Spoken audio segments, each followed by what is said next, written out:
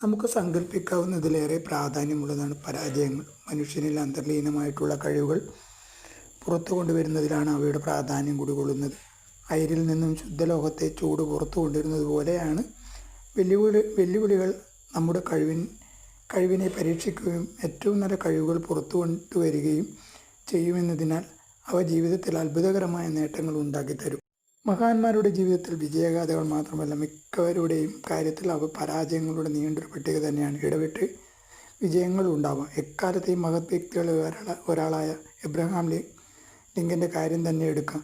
നമ്മുടെ ഭാവനക്കപ്പുറത്തുമുള്ള പരാജയങ്ങളായിരുന്നു 30 കൊല്ലം അദ്ദേഹത്തെ തേടിയെത്തിയിരുന്നത്. പരാജയങ്ങളെ വിജയത്തിലേക്കുള്ള ചവിട്ടുപടികളാക്കി മാറ്റാൻ കഴിയുമെന്നതിൻ്റെ പ്രത്യക്ഷ ഉദാഹരണമായിരുന്നു മുൻ അമേരിക്കൻ പ്രസിഡന്റ് എബ്രഹാം ലിങ്കൻ്റെ ജീവിതം.